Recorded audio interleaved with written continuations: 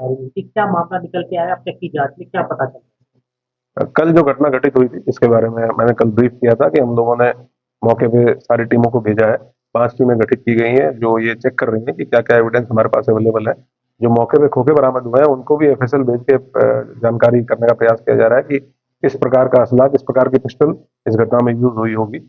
परिवार से भी मैंने अलग से बातचीत की है, उनकी उनकी अगर कोई आशंकाएं हैं उनके बारे में जानने के लिए। एक स्पीड ट्रैफिक के नेतृत्व में छठी टीम हम लोगों ने सीसीटीवी कैमरा के लिए लगाई है, क्योंकि वो एक बहुत महत्वपूर्ण एविडेंस हमारे पास है, जिसके माध्यम से जो ICCC का कंट्रोल रूम है और अन्य भी जो प्राइवेट लोगों के कैमरे लगे हुए हैं, हम लोगों के कैमरे लगे हुए हैं, उनसे महत्वपूर्ण फुटेज प्राप्त हो, ताकि जो वाहन यूज हुआ है और जो लोग घटना करने के लिए आए हैं उनके बारे में उनका हुलिया पता करने में हम लोगों को मदद मिल सके। उसी पे अभी सारी टीमें काम कर रही हैं। परिवार को हम लोगों ने सुरक्षा व्यवस्था उनकी सुनिश्चित की है। वहाँ पे एक आर्म गार्ड पुलिस लाइन से लगाई गई है, उनके साथ सुरक्षाकर्मी भी साथ में लगाए गए हैं और ये 6 की 6 टीमें हैं।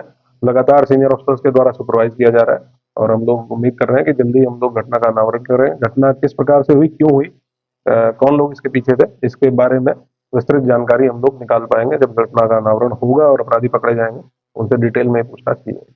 तो क्या लगता है विदेशी पिस्तौल से फायरिंग हुई है क्या? इस परिवार के फिरौती वसूलने की कहीं कोई बात निकल के सामने आई है? नहीं, इस प्रकार की कोई भी ना आशंका परिवार के द्वारा बताई गई है और ना ही इस प्रकार की कोई बात फिरौती से संबंधित किसी भी प्रकार की कोई बात अभी तक सामने नहीं आई है। जो वेपन यूज हुआ है उसके बारे में जरूर हम लोग एफएसएल भेज के ये जानकारी करने की कोशिश कर रहे हैं, क्योंकि वहाँ लोकल लोगों के द्वारा 6-7 राउंड फायरिंग की बात बताई गई है और कुछ लोगों के अलग अलग वर्जन है मौके पे, लेकिन जो फील्ड यूनिट के द्वारा भी वहाँ पे मौका मुआयना किया गया, उनका भी ओपिनियन है कि मल्टीपल राउंड वहाँ पे फायरिंग हुई है। तो कौन सा वेपन इसमें यूज होता है इसके संबंध में कंक्लूसिवली बताना तभी पॉसिबल हो पाएगा जब जो हमें वहाँ खाली खोखे मिले हैं उनका एक बार टेस्ट हो जाए कि किस तरह का वेपन उसमें यूज हुआ है। 9mm के कुछ खोखे मौके से बरामद हुए हैं, तो ये तो क्लियर है कि पिस्टल उसमें यूज हुई है, लेकिन कौन सी पिस्टल यूज हुई है इसके बारे में कंक्लूसिवली अभी बताना पॉसिबल नहीं होगा।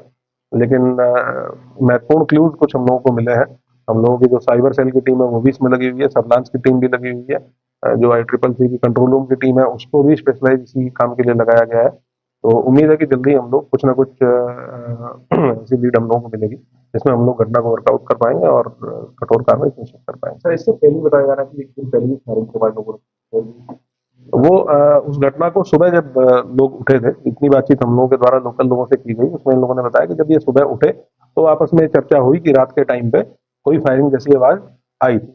तो उसको भी एस्टेब्लिश किया जा रहा है, उसको भी हम लोग क्योंकि सीसीटीवी फुटेज हमें लगभग सिर्फ घटना के समय का नहीं देखना है, उससे 72 घंटे पहले 72 घंटे बाद तक का भी हम लोगों को सीसीटीवी फुटेज देखना है कि कौन कौन लोग वहाँ आए या कौन कौन लोग उसके बाद आए, पहले कौन कौन आए। इसीलिए थोड़ा टाइम उस चीज में लग रहा है, सीसीटीवी फुटेज को देखने में लग रहा है। तो ये कंफर्म हो पाएगा कि पहले की घटना क्या थी वहां लोगों के द्वारा, लेकिन ये बताया गया कि एक दिन पहले रात के टाइम पे फायरिंग की उनके द्वारा सूचना उनको आवाज सुनाई दी और जब सुबह उठे हैं लोग 6:30-7 बजे तो आपस में जब बातचीत हुई तब उन लोगों ने एक दूसरे के साथ शेयर किया। तो उसके बारे में अभी हम लोग साक्ष्य संकलन कर रहे हैं।